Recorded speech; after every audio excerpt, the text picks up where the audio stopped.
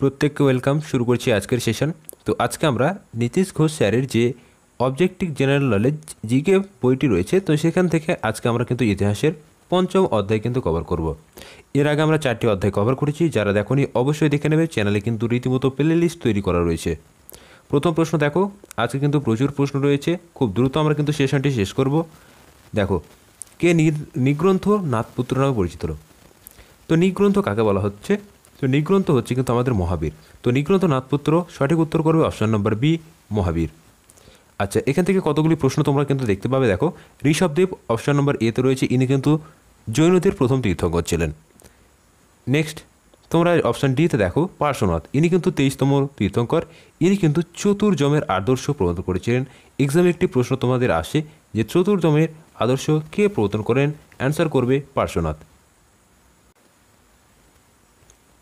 Question number 2, শেষ বা 24তম জৈন তীর্থঙ্কর। ভীষণ গুরুত্বপূর্ণ একটি প্রশ্ন। শেষ বা 24তম জৈন তীর্থঙ্কর কে ছিলেন? সঠিক উত্তর করবে অপশন নম্বর সি, মহাবীর। নেক্সট 3 দাগের প্রশ্ন, মহাবীর জৈন শেষ নিঃশ্বাস ত্যাগ করেছিলেন কোথায়? অর্থাৎ তিনি কোথায় মৃত্যুবরণ করেছিলেন? সঠিক উত্তর করবে, ইনি কিন্তু রাজগীরের কাছে যে পাবাপুরী, এখানে কিন্তু মৃত্যুবরণ করেছিলেন। তো মল্ল একটি মহাজনপদ, এটা কিন্তু তোমরা জানো, এবং এই মহাজনপদের রাজধানী ছিল পাওয়াপুরী। তো সেখানে কিন্তু এই মহাবীর শেষ নিঃশ্বাস ত্যাগ করেন। নেক্সট কোশ্চেন নাম্বার 4, নিম্নলিখিত কোন শাসক জৈন ধর্মের উৎসাহী সমর্থক ছিলেন? তো দেখো, জৈন ধর্মের উৎসাহী শাসক বলতে আমরা কিন্তু কলিঙ্গরাজ খারবেলের কথা জানি। তো অপশন বি হচ্ছে সঠিক উত্তর, কলিঙ্গরাজ খারবেল। ইনি কিন্তু জৈন ধর্মের উৎসাহী একজন সমর্থক ছিলেন। নেক্সট রয়েছে কোশ্চেন নম্বর 5, প্রাথমিক পর্বে জৈন ধর্মগ্রন্থগুলি লেখা হয়েছিল কোন ভাষাতে? সঠিক উত্তর করবে অপশন নম্বর সিতে রয়েছে, দেখো, অর্ধমাগধী। তো বিশেষত অর্ধমাগধীর পরিবর্তিত বা রূপান্তরিত রূপ তোমরা কিন্তু এই প্রাকৃত ভাষাকে কিন্তু বলতে পারো। কেন, যেরকম আমাদের বাংলা ভাষা, তো এই বাংলা ভাষা কিন্তু কোনো রকম শুদ্ধ ভাষা ছিল না, বিভিন্ন ভাষা থেকে কিন্তু ধার হয়ে বা এক কথায় পরিবর্তিত বা রূপান্তরিত হয়ে কিন্তু এসছে। ঠিক সেভাবে কিন্তু এই অর্ধমাগধীরই কিন্তু পরিবর্তিত রূপ হচ্ছে প্রাকৃত। নেক্সট কোশ্চেন নাম্বার 6 দেখো, খুব গুরুত্বপূর্ণ একটি প্রশ্ন রয়েছে, একটু আগে আলোচনা করেছি। জৈন ধর্মের প্রথম তীর্থঙ্কর কে ছিলেন? সঠিক উত্তর করবে অপশন নম্বর ডিতে রয়েছে ঋষভদেব। নেক্সট প্রশ্ন দেখো, 7 দাগের প্রশ্নটা, সৎ জ্ঞান, সৎ বিশ্বাস এবং সৎ আচরণ ত্রিরত্ন মতবাদ কোন ধর্মের রাজকীয় গরিমা? তো সঠিক উত্তর হচ্ছে কিন্তু অপশন নম্বর এতে রয়েছে, দেখো, জৈন ধর্ম। তো জৈন ধর্মের কিন্তু একটি গুরুত্বপূর্ণ মন্ত্র। কোশ্চেন নাম্বার 8, এটাকে প্রত্যেকে একটু স্টার মার্ক দিয়ে রাখবে, তোমাদের আপকামিং এক্সামের জন্য ভীষণ গুরুত্বপূর্ণ হতে চলেছে। আজীবিক ধর্ম সম্পদের প্রতিষ্ঠাতা কে ছিলেন? তো সঠিক উত্তর হচ্ছে অপশন নম্বর, দেখো, সিতে রয়েছে মেঘলিপুত্র গোশাল। তো গোশাল কিন্তু এই আজীবিক ধর্মের প্রতিষ্ঠাতা বা প্রবর্তক কিন্তু ছিলেন। কোশ্চেন নাম্বার 9 দেখো, গৌতম বুদ্ধ জন্মগ্রহণ করেছিলেন কোথায়? সঠিক উত্তর করবে, দেখো, অপশন নম্বর সি তো রয়েছে লুম্বিনীতে। নেক্সট কোশ্চেন নাম্বার 10, বুদ্ধ শব্দের অর্থ কী? তো বুদ্ধ কথাটি হচ্ছে, এর কথার অর্থ হচ্ছে জ্ঞানী বা অত্যন্ত তোমাদের প্রভাবশালী, অর্থাৎ যার ভেতরে বিদ্যা বস্তু সহ অন্যান্য যে চারিত্রিক গুণাবলী সেগুলি কিন্তু রয়েছে, তাকে বলা হচ্ছে কিন্তু বুদ্ধ। তো বুদ্ধকে এই সমস্ত জিনিস কিন্তু তিনি রপ্ত করতেছিলেন এবং তিনি বোধিবৃক্ষতে কিন্তু দিব্য জ্ঞান লাভ করেছিলেন। তো দেখো, অপশন ডি কিন্তু সঠিক উত্তর হয়ে যাচ্ছে, তিনি একজন জ্ঞানদীপ্ত ছিলেন।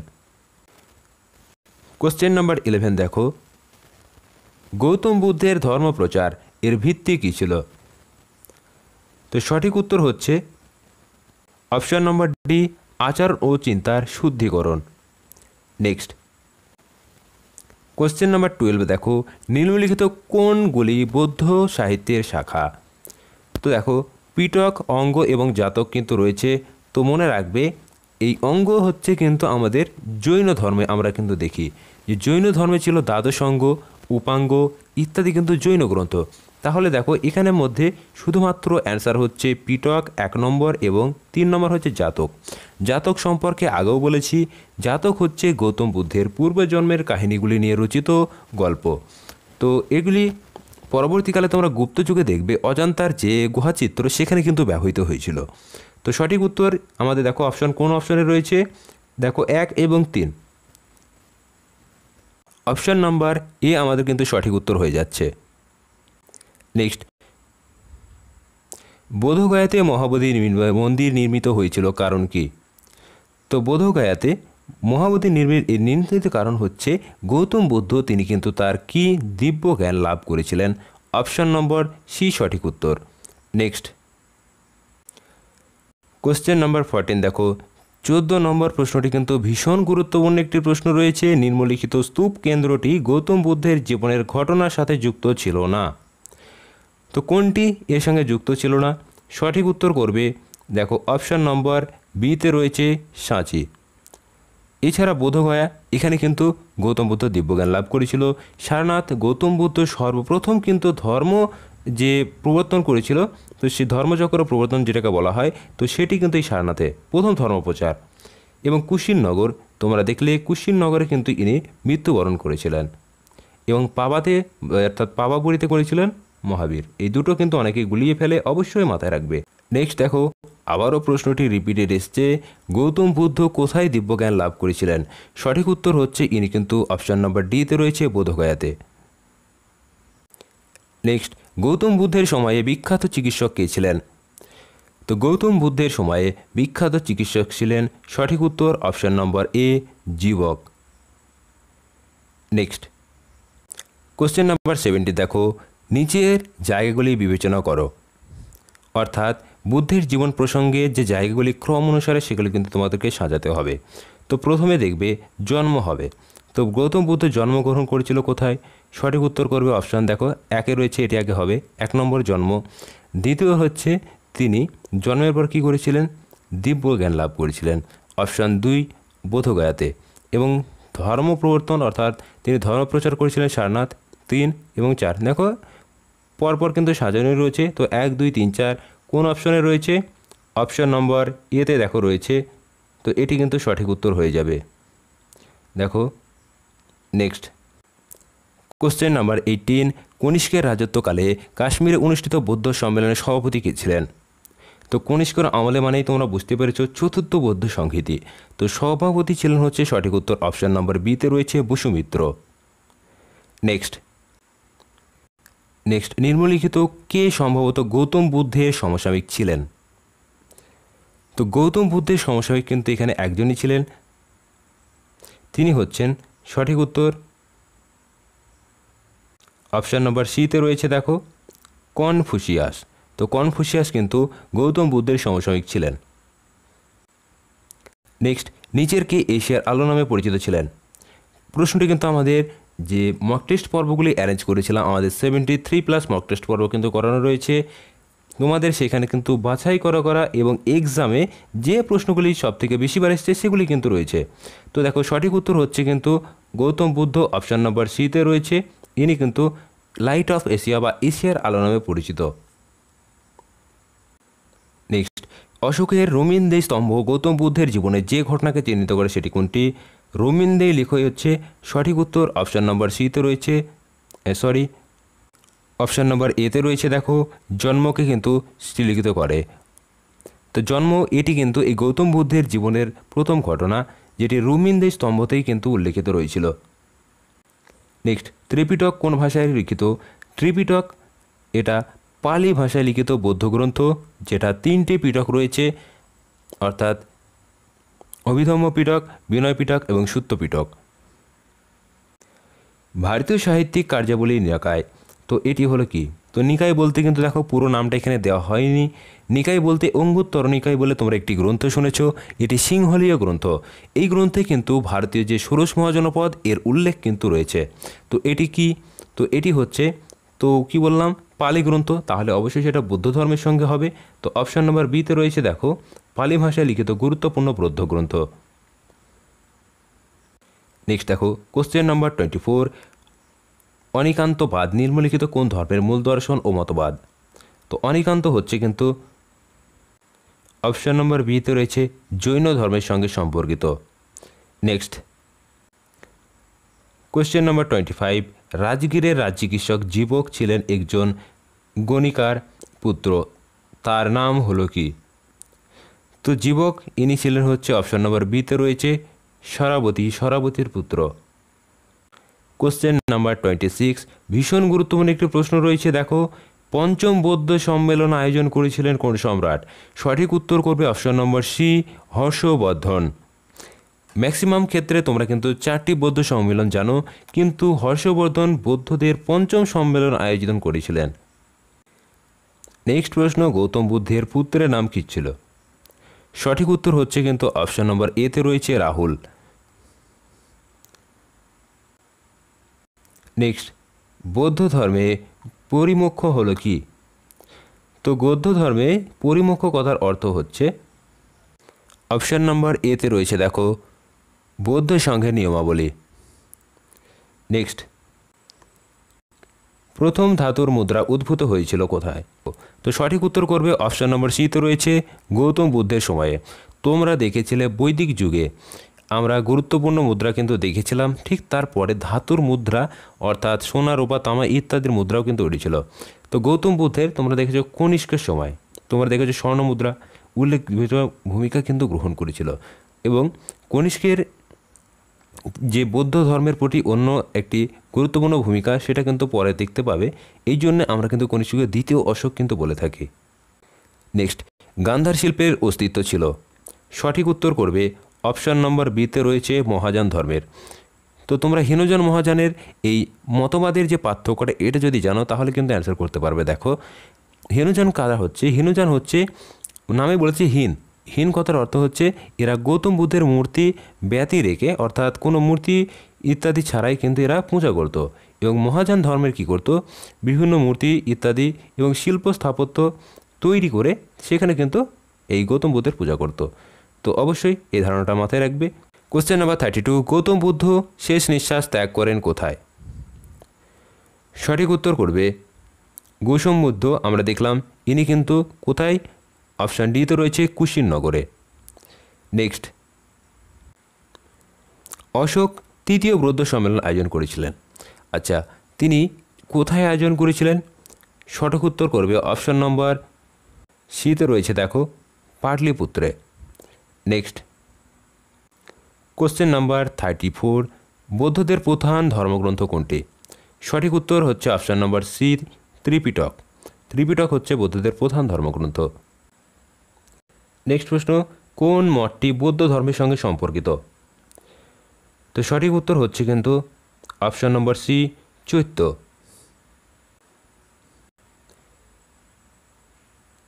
গৌতম বুদ্ধের গুরু কে ছিলেন? তো গৌতম বুদ্ধের গুরু ছিলেন, সঠিক উত্তর হচ্ছে অপশন নম্বর বিতে রয়েছে আলারাকামা। নেক্সট, বুদ্ধ ধর্ম এবং সংঘ একত্রে যে নামে পরিচিত ছিল? সঠিক উত্তর হচ্ছে অপশন নম্বর সি, ত্রিরত্ন।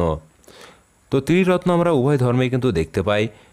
বৌদ্ধ ধর্মে ত্রিরত্ন বলতে বুদ্ধ ধর্ম এবং সংঘ, অর্থাৎ এটি কিন্তু পালি ভাষায় রচিত 3টি মন্ত্র, যথা বুদ্ধং শরণং গচ্ছামি, ধর্মং শরণং গচ্ছামি এবং সংঘং শরণং গচ্ছামি। এই 3টিকে একত্রে বলা হতো ত্রিরত্ন। তো দেখো এখানে শর্টকাটে বুদ্ধ ধর্ম এবং সংঘ উল্লেখ রয়েছে, অবশ্যই মনে রাখবে, এক্সামে কিন্তু আসবে। নেক্সট, কোশ্চেন নাম্বার 38, অজন্তা গুহাচিত্রে যে ধর্মের স্বর্ণযুগের নিদর্শন? আমরা কিন্তু প্রথমে যখন আলোচনা করেছি তখনই বলেছি এগুলো হচ্ছে কিন্তু বৌদ্ধ ধর্মের নিদর্শন। তো এগুলি কিন্তু গৌতম বুদ্ধের পূর্বজনের কাহিনী নিয়ে রচিত অজন্তার গুহাচিত্র, এগুলি চিত্রিত রয়েছে। কোশ্চেন নাম্বার 39, গৌতম বুদ্ধ ঈশ্বররূপে পূজিত হতে শুরু করেন কার সময় থেকে? সঠিক উত্তর অপশন নম্বর বি, কনিষ্কের আমল থেকে কিন্তু পূজিত হতে থাকেন। কোশ্চেন নাম্বার 40, বুদ্ধদেবের প্রথম ধর্মপ্রচারককে বলা হয় কি? সঠিক উত্তর হচ্ছে অপশন নম্বর ডি, ধর্মচক্র প্রবর্তন। নেক্সট, কোশ্চেন নাম্বার 41, নিম্নলিখিত কোনটি বৌদ্ধ ধর্মের অষ্টাঙ্গিক মার্গের অন্তর্ভুক্ত? সঠিক উত্তর হচ্ছে, তো দেখো প্রশ্নটি কিন্তু 9 রয়েছে, 9টা একটু অবশ্যই মনে রাখবে। এখানে প্রশ্নগুলো কিন্তু এরকমই থাকে, নিম্নলিখিত কোনটি বৌদ্ধ ধর্মের অষ্টাঙ্গিক মার্গের অন্তর্ভুক্ত নয়? তো অ্যান্সার করবে অপশান নম্বর বি, সৎ বাসনা হচ্ছে কিন্তু অষ্টাঙ্গিক মার্গের অন্তর্ভুক্ত বিষয় নয়। নেক্সট, মানুষের দুঃখ দুর্দশা নিরসনের জন্য অষ্টাঙ্গিক মার্গের প্রস্তাব দিয়েছিলেন কে? সঠিক উত্তর করবে Gautama Buddha, option number C সঠিক উত্তর। নেক্সট দেখো, গৌতম বুদ্ধ কোন বংশে জন্মগ্রহণ করেছিলেন? তো ইনি জন্মগ্রহণ করেছিলেন অপশান নম্বর ডি সঠিক উত্তর শাক্য বংশে। কোশ্চেন নম্বর 44, গৌতম বুদ্ধ তার প্রথম ধর্মোপদেশ দিয়েছিলেন কোথায়? বারবার কিন্তু প্রশ্নটি আলোচনা করছি, তিনি সারনাথে কিন্তু ধর্মোপদেশ প্রথম দিয়েছিলেন। নেক্সট, নিম্নলিখিত কোনটি ভারতের তৈরি বা লিখিত শেষ বৌদ্ধ গ্রন্থ?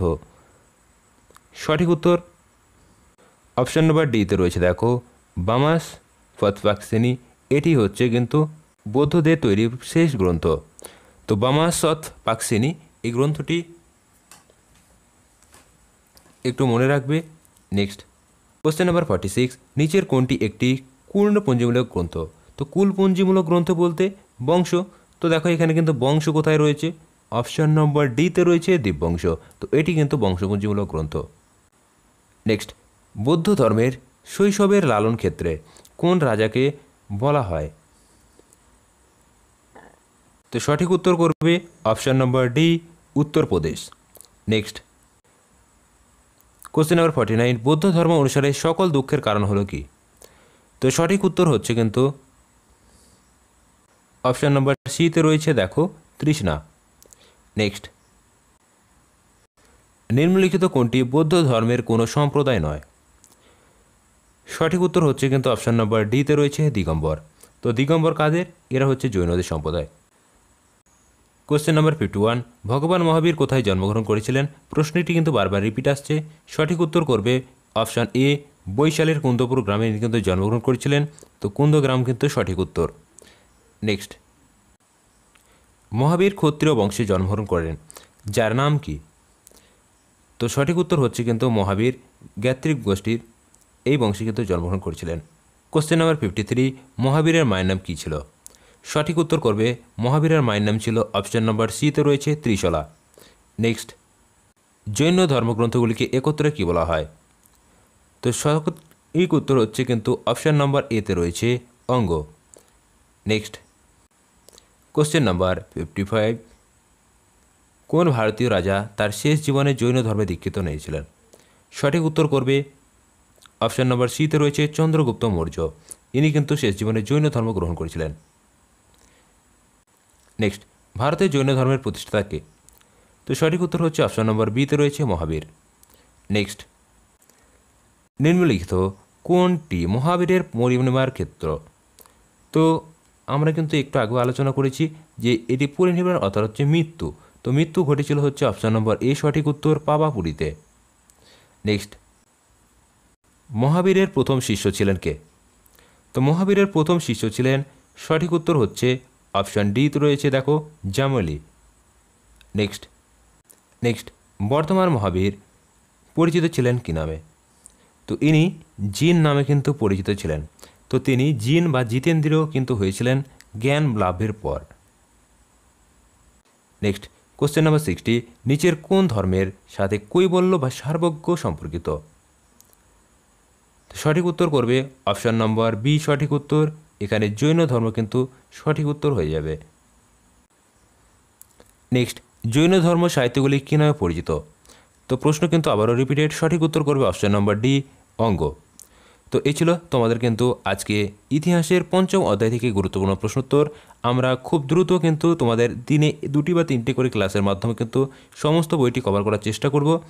তো ভিডিওটি ভালো লাগলে অবশ্যই বন্ধুদের মাঝে শেয়ার করবে, চ্যানেলে নতুন হলে অবশ্যই চ্যানেলটিকে সাবস্ক্রাইব করবে এবং প্রত্যেকে অবশ্যই ভিডিওটি একটি লাইক করে দেবে। তোমাদের লাইক কিন্তু আমাদেরকে ভিডিও করার জন্য অত্যন্ত উৎসাহ প্রদান করে।